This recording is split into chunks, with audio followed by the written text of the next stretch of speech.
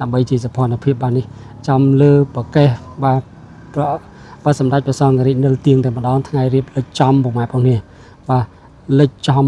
អូបាទស្អាតណាស់បាទស្អាតមែនទែនបាទនេះទស្សនភាពពិសេសហើយមិនមែនចេះតែមានដែរបើជាក់ស្ដែងឃើញថាកម្របានផ្ដិតទៅការងារបច្ចេកដីគឺនៅច្រើនហើយទំហំទីតាំងនេះក៏កាន់តែប្លែកដែរអញ្ចឹងមិនយូរទេពុកម៉ែបងប្អូនគ្នាបាទទស្សនភាពទាំងអស់នេះគឺមានការប្រែប្រួលហើយអ្វីដែលចេះដែលពិសេសនេះគឺបច្ចេកដីតែម្ដងដែលមានសមរិត្រី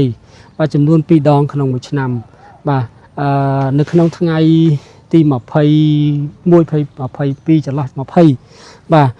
នៅក្នុងខែ3នេះគឺមានព្រឹត្តិការណ៍ដ៏អស្ចារ្យមួយគឺសមរិត្រី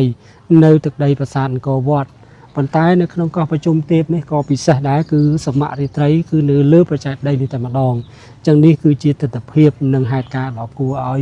បាទរៀបចំបាទនេះបងប្អូននេះចម្លាក់នៅញោចនៃបច្ចេកដីនេះគឺមានសត្វមកចំនួន4ប៉ុន្តែឥឡូវនេះគឺដូចជាបាន3ហើយបាទអញ្ចឹងមើលបានតែពីចម្ងាយទេបាទនេះយើងមើលបច្ចេកដីណាក្បាច់នៅខាងក្រោមមានចម្លាក់ព្រះគោហើយនឹងប្រាសាទនិងរូបចម្លាក់យ៉ាងច្រើនក្បាច់ស្អាតណាស់បងប្អូននេះហើយជាមួយនឹងនាងកង្ហេងបាទនេះនាងកង្ហេងហើយនឹងសត្វក្រពើគឺបានឆ្លាក់បានសូនយ៉ាងស្អាតតែមិនទាន់រួចរាល់ទេតែមើលទស្សនភាពដូចជាភាគរយនៃការហើយច្រើនហើយចន្លោះមកដល់ខាងមុនគឺបាទកោះគោកធ្លោកបាទកោះរៀបចំបាទមានប្រព័ន្ធទឹកមានកោះហើយមានបដិមាព្រះពុទ្ធបាទនៅខាងក្នុងកោះព្រះអានន្ទព្រមទាំងសត្វតកួតបាទជាកន្លែងស័ក្តិសិទ្ធិបូជារបស់ពុកម៉ែបងប្អូនគ្នាបាទឥឡូវបន្តដំណើរទៅខ្ញុំចេញតាមបាទតាមស្ពានព្រឹទ្ធពន្ធភាសាវិញបាទដើម្បីបង្ហាញទស្សនវិជ្ជាជូនពុកម៉ែបងប្អូនគ្នាបាទនេះចេញមកនេះក៏ឃើញម្ដាយពុទ្ធបរិស័ទពុកម៉ែបងប្អូនគ្នាកំពុងអង្គុយនៅខាងក្នុងកោះរងចាំព្រះអង្គនៅមុខប្រាសាទបាទក្បូរក្បាច់រចនាហើយតម្កល់នៅរូបសំណាកសម្ដេចព្រះសង្ឃរាជនិងរូបសំណាកគ្រួសារកេណបាទនឹងរូបភាពផ្សេងបាទអញ្ចឹងទស្សនវិជ្ជាពុកម៉ែបងប្អូនគ្នាពេលថ្ងៃរៀបលិចបាទប្រែប្រួលប្លែកខុសពីបាទពេលព្រឹកពេលថ្ងៃនិងពេលចន្លោះខាងនេះនេះពុកម៉ែបងប្អូននេះដើមសុភមង្គលបាទមើលទៅឡើងពណ៌មាសឆ្អិនឆ្អៅស្អាតណាស់នៅរៀបចំជាសួនបង្គោលភ្លើងបាទស្អាតមែនទែនបាទ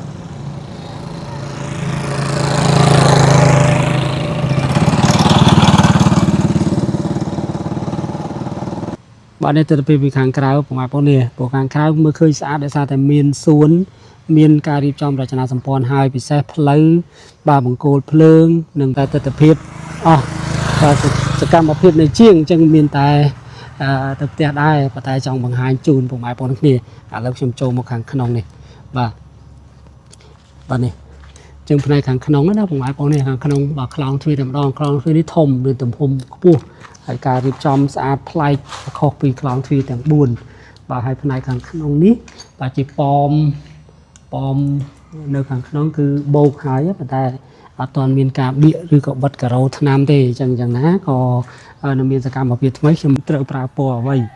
បាទតែពណ៌មកខុតនេះគឺជាពណ៌ដូចជាពណ៌តំណប់ពណ៌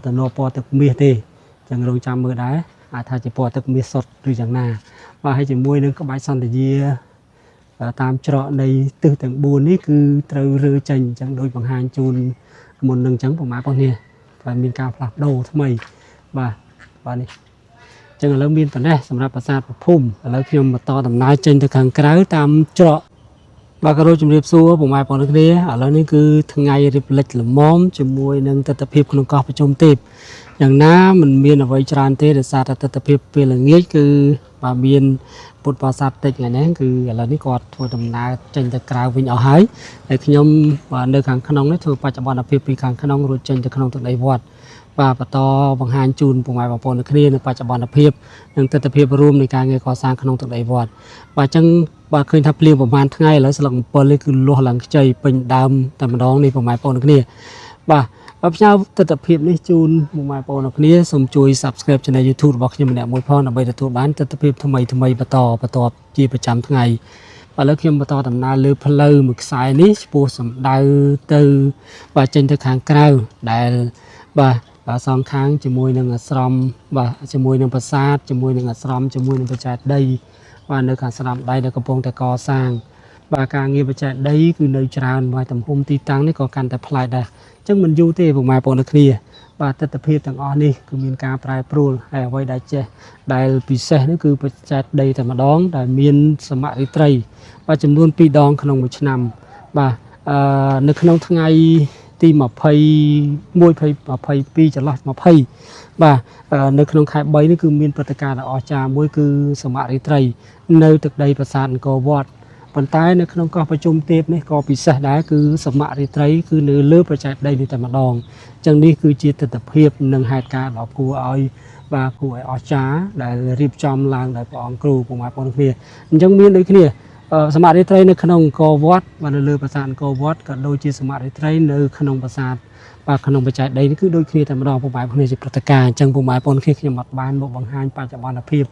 នៃទស្សនវិជ្ជាសមត្ថរីត្រីសូមអធិស្ឋានផងដោយសារជាប់ទុរៈបាទពុទ្ធសាសនាមកពីព្រឹកអត់បានមានតែបានតែបង្ហាញនិងប្រាប់ជូនពុកម៉ែបងប្អូនគ្នាអញ្ចឹងបើសិនជាមានឱកាសណាល្អខ្ញុំនឹងបង្ហាញជូនពុកម៉ែបងប្អូនគ្នាតែម្ដងបាទចាឥឡូវនេះជាមួយនឹងសមត្ថរីត្រីឃើញថាការរៀបចំបាទពុកម៉ែបងប្អូននេះចម្លាក់នៅញោចនៃបច្ចេកដីនេះគឺមានសត្វមកចំនួន4ប៉ុន្តែឥឡូវនេះគឺដូចជាបាន3ហើយបាទអញ្ចឹងមើលបានតែពីចម្ងាយទេបាទបាទនេះយើងមើលបច្ចេកដីណាក្បាច់នៅខាងក្រោមមានចម្លាក់ប្រគោហើយនឹងប្រាសាទនិងរូបចម្លាក់យ៉ាងច្រើនក្បាច់ស្អាតណាស់បងប្អូននេះហើយជាមួយនឹងនាងកង្ហេងបាទនេះនាងកង្ហេងហើយនឹងសត្វក្រពើគឺបានឆ្លាក់បានសូនយ៉ាងស្អាតតែមិនទាន់រួចរាល់ទេតែមើលទស្សនវិជ្ជាដូចជាភាគរយនៃការហើយច្រើនហើយចន្លោះមកដល់ខាងមុនគឺបាទកោះកុកធ្លោកបាទកោះកុកធ្លោកគឺមានសត្វកងានបាទនឹងសត្វកងានសួរនេះហើយនោះកងានសួរនេះពណ៌ខ្មៅនៅលើគោកហើយបកាស្បៃរឿងសល់ពីកម្មវិធីបុណ្យវិសាខបូជាឥឡូវយកមកដាក់លំអនៅជុំវិញកោះប្រជុំទេពអធិស្ឋានកោះកុកធ្លោកហើយកោះកុកធ្លោកស្អាតណាស់ពុកម៉ែបងប្អូនគ្នាជាកោះរៀបចំបាទមានប្រព័ន្ធទឹកមានកោះហើយមានបដិមាព្រះពុទ្ធបាទនៅខាងក្នុងកោះព្រះអានន្ទព្រមទាំងសត្វតកួតបាទជាកន្លែងស័ក្តិសិទ្ធិបូជារបស់ពុកម៉ែបងប្អូនគ្នាបាទឥឡូវបន្តដំណើរទៅខ្ញុំចេញតាមបាទតាមស្ពានប្រព័ន្ធភាសាវិញបាទដើម្បីបង្ហាញទស្សនវិជ្ជាជូនពុកម៉ែបងប្អូនគ្នាបាទនេះចេញមកនេះក៏ឃើញម្ដាយពុទ្ធបរិស័ទពុកម៉ែបងប្អូនគ្នាកំពុងអង្គុយនៅក្នុងកោះរងចាំព្រះអង្គនៅមុខប្រាសាទហើយខ្ញុំអធិស្ឋានគាត់បង្ហាញទេហើយនឹងបន្តដំណើរចេញទៅតែម្ដងព្រោះទស្សនវិជ្ជាជាក់ស្ដែងគឺយ៉ាងណាគឺការចង់ជួបព្រះអង្គគ្រូប្រោះព្រំគឺតែងតែមានការអង្គុយរងចាំបែបនេះឥឡូវខ្ញុំបន្តដំណើរចេញទៅខាងក្រៅឥឡូវខ្ញុំចេញទៅខាងក្រៅតាមច្រកស្ពានប្រព័ន្ធភាសាបាទស្ពាននេះក៏ពិសេសដែរពុកម៉ែបងប្អូននិមិត្តរូបកោះប្រជុំទេពបាទតែក៏សាងឡើងដោយលោកជំទាវហើយក៏មានការរៀបចំពិធីឆ្លងនឹងគឺក៏ក្រឹកក៏ក្រែងបាទពុទ្ធបរិស័ទរាប់សិបម៉ឺននាក់បានដែលចូលរួមក្នុងកម្មវិធីឆ្លងសមិទ្ធផលស្ពានប្រព័ន្ធភាសាស្ពានថ្មបាយក្រៀមដែលលោកជំទាវបណ្ឌិតសៀងច័ន្ទហេងផ្ទាល់បាទឥឡូវនេះគឺសំណង់ថ្មីកើតឡើងច្រើនបាទនៅខាងមុខនេះក៏មានជាមួយនឹងបាទសួនសម្ដេចព្រះសង្ឃរាជដែលរៀបចំឡើងល្អឥតខ្ចោះបាទល្អប្រណិតតុបតែងបាទក្បូរក្បាច់រចនាហើយតម្កល់នៅរូបសំណាកសម្ដេចព្រះសង្ឃរាជនិងរូបសំណាកគ្រួសារកេណបាទនឹងរូបភាពផ្សេងបាទចឹងទស្សនវិជ្ជាពុកម៉ែបងប្អូនគ្នាពេលថ្ងៃរៀបលិចបាទប្រែប្រួលប្លែកខុសពីបាទពេលព្រឹកពេលថ្ងៃនិងពេលថ្ងៃរៀបលិចហ្នឹងគឺបាទមានសភាពប្រែប្រួលបាទខុសគ្នាហើយស្អាតបាទស្អាតប្លែកពុកម៉ែបងប្អូនគ្នាឥឡូវយើងមើលឃើញណាថ្ងៃរៀបលិចឥឡូវនេះបាទថ្ងៃរៀបលិចហើយទស្សនវិជ្ជាយ៉ាងណាខ្ញុំសូមបង្ហាញបែបនេះដើម្បីជាសភនភាពបាទនេះចំលើប្រកេះបា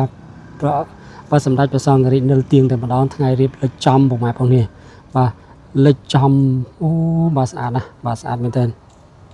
បាទនេះទស្សនវិជ្ជាពិសេសហើយមិនមែនចេះតែមានដែរព្រោះជាក់ស្ដែងឃើញថាកម្របានផ្ដិតទស្សនវិជ្ជាបែបនេះជូនពុកម៉ែបងប្អូនគ្នាបាទលើបន្តដំណើរបើយើងមើលឃើញហួសពីបច្ចេកសួនសម្ដេចព្រះសង្ឃរាជទៅគឺបើយើងមើលឃើញផ្នែកខាងក្នុងជាមួយនឹងប្រាសាទជាមួយនឹងសាលាឆាន់បាទអូទៅទេបងបាទបងទៅទេបងជាងឥឡូវខ្ញុំក៏នឹងបន្តដំណើរទៅដូចគ្នាដែរឥឡូវសូមបង្ហាញវីដេអូនេះសិននឹងបន្តដំណើរទៅផ្ទះដូចគ្នាបាទនេះសាលាឆាន់ណាបងប្អូននេះហើយបាទដំបូលប្រាសាទ và đầm bồ prasad lòng thuyền chỉ lo ní mới khơi sạch chỉ mùi nâng tật tập hiệp xong kia chỉ mùi bay và ní mình toàn prasad mình toàn hai thế và prasad haiคือการดับไฟสะอาดติดvà chỉ mùi nângประชาชนเละปะโกนาสมบัติบรมรัตนเก้าvà សម្ដេចម៉ែសម្ដេចបរមរដ្ឋនរោត្តមសីហមុនីព្រះមហាក្សត្រនៃព្រះរាជាណាចក្រកម្ពុជាទីតាំងនេះគឺប្រជាជននេះហើយដែលជាបាទវចនាជាតិបាទសាសនាព្រះមហាក្សត្របាទប្រមាណប៉ុណ្ណេះនេះ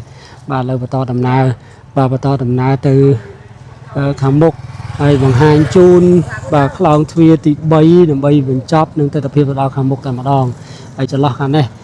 នេះប្រមាណប៉ុណ្ណេះដើមសុភមង្គលបានមើលទៅឡើងពណ៌មាសឆ្អិនឆ្អៅស្អាតណាស់នៅ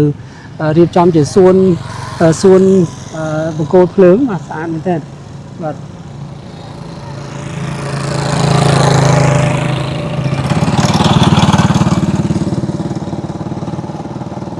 បាទនេះទស្សនវិជ្ជាពីខាងក្រៅប្រមាណប៉ុណ្ណេះព្រោះខាងក្រៅមើលឃើញស្អាតដោយសារតែមានសួន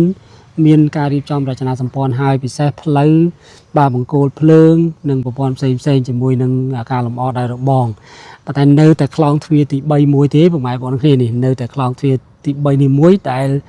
កំពុងតែសាងសង់ប៉ុន្តែ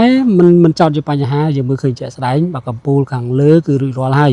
បាទនៅសល់ចាប់ពីចង្កេះរហូតមកដល់ខាងក្រោមគឺកំពុងតែសាងសង់បាទតាមទស្សនវិជ្ជាជាក់ស្ដែងសម្រាប់ជាងគឺមិនយូរទេអាចវាយថាបើយ៉ាងយូរដែលខ្ញុំប៉ានស្មានអាចថាកន្លះខែឬក៏2អាទិត្យនឹងរួចរាល់នៅសមិទ្ធផលខ្លោងទ្វារទី3នេះតែម្ដងបាទនេះគឺជាការប៉ានស្មានរបស់ខ្ញុំឯងបាទអញ្ចឹងបងដែលស្គាល់គាត់បាទរស់រាយបាទអញ្ចឹងទស្សនវិជ្ជានេះខ្ញុំនឹងព្យាយាមផ្ដិតជូនពុកម៉ែបងប្អូនទាំងគ្នាប៉ុន្តែមិនមែនតែខ្លោងទ្វារទេសូមអធិស្ឋានសំណង់ទាំងអស់បាទមិនថាតូចធំបាទ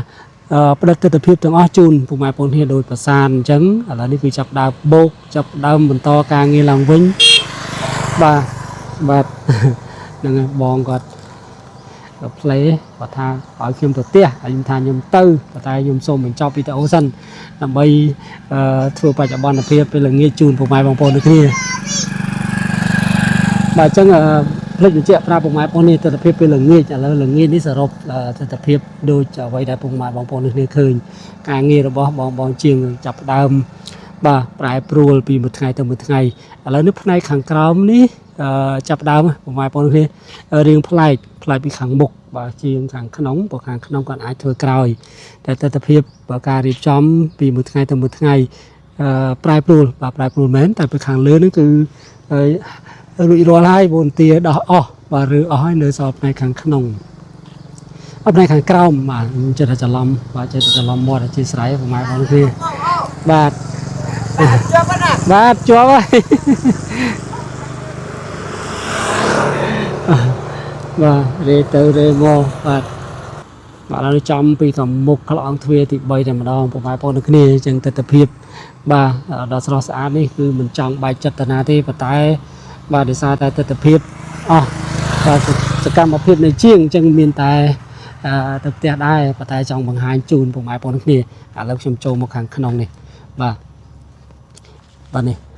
ចឹងផ្នែកខាងក្នុងណាពុកម៉ែបងប្អូននេះខាងក្នុងបាទខ្លោងទ្វារតែម្ដងខ្លោងទ្វារនេះធំមានទំហំខ្ពស់ហើយការរៀបចំស្អាតប្លែកខុសពីខ្លោងទ្វារទាំង4បាទហើយផ្នែកខាងក្នុងនេះបាទជាប៉មនៅខាងក្នុងគឺបោកហើយប៉ុន្តែអត់ទាន់មានការបៀកឬក៏បិទការ៉ូថ្នាំទេអញ្ចឹងណាក៏នៅមានសកម្មភាពថ្មីខ្ញុំបង្ហាញជូនពុកម៉ែបងប្អូនគ្នាឥឡូវនេះចេញមកខាងក្នុងបាទចេញមកខាងក្នុងវិញ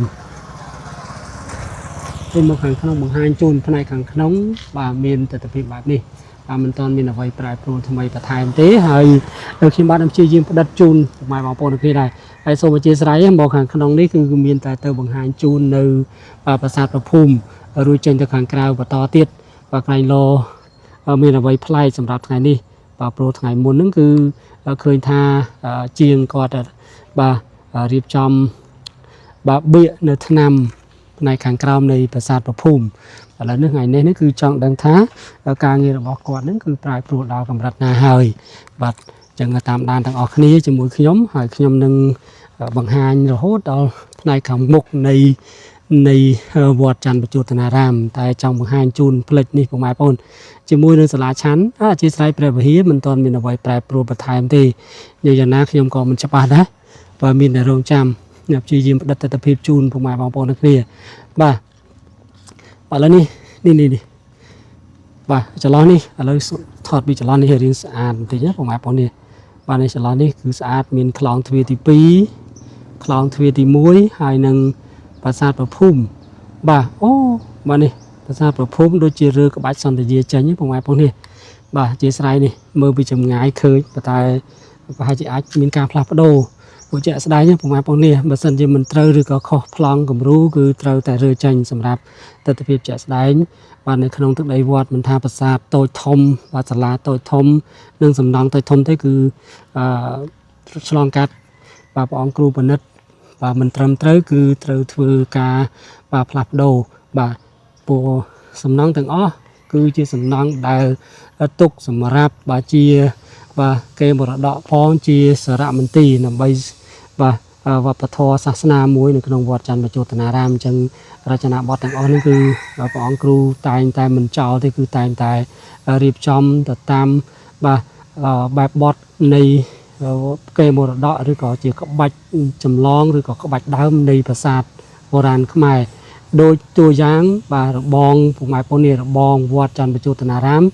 คือบ่าจำลองตามระบองปราสาทบ่าระบองปราสาทตะปรุมจังมันแมนเจแต่เทอหรือก็นึกเคยเทอนุเตคือเมียนราชนาบทตรมเตอบ่าจังกรุบสำนองแต่งอ้อผมหมายปนเนี่ย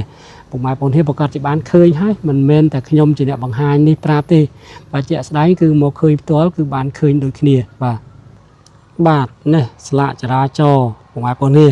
จะร้อนให้บันในท่ากำมกนี่คือเพลย์มาเจอฉลองกัดจังมันทอมดาเต้มามันเบนใจแต่ทัวแต่บานเต้เพลย์จีดเพลย์ละมอมมันสมาหนึ่งเพลย์ขนมตัวใดวัดแต่สดก็ประชุมตีผมหมายปนเนี่ยแล้วเกี่ยหนึ่งภาษาได้แล้วหมดบางห้างจูนบ่าโอ้บ่าจังการเงียบภาษาแบบพุ่งคือเบื่อบ่านำขัดบ่าในจืดของกรอมนี่บ่าภาษาได้ทางในการปราศนำแต่เรายังไม่เคยจะได้บ่าขัดโบกเบี้ยบ่าเรามือมาจุ่มบ่ายังทอดมาจุ่มจูนผมหมายปนเนี่ยแต่เราเชียงก็สำราญให้บ่าแต่เมื่อคืนจะได้โดยจีคัดบางลางหรือลุงสาได้ประมาณปอนแต่ดวงจำเมื่อตาการกรามนี่คือเตะปลาปัวไว้ว่าแต่ปัวมาคดนี่คือจีปัวโดยจีปัวตะนอบปัวตะนอบปัวตะเมียตีจังดวงจำเมื่อได้ถ้าจีปัวตะเมียสดหรืออย่างน่าว่าให้จีมวยนึงก็ใบสันตะเยียตามเจาะในตึกต่างบูนนี่คือเตะเรือจังจังโดยบางหางจูนมุนหนึ่งจังประมาณปอนเนี่ยมีการผลักโดทำไมบ่านี่จังแล้วมีตอนนี้สำหรับปราสาทพุ่มแล้วพิมพ์มาต่อดำน้ำเจนตะขังกระไรตามเจาะ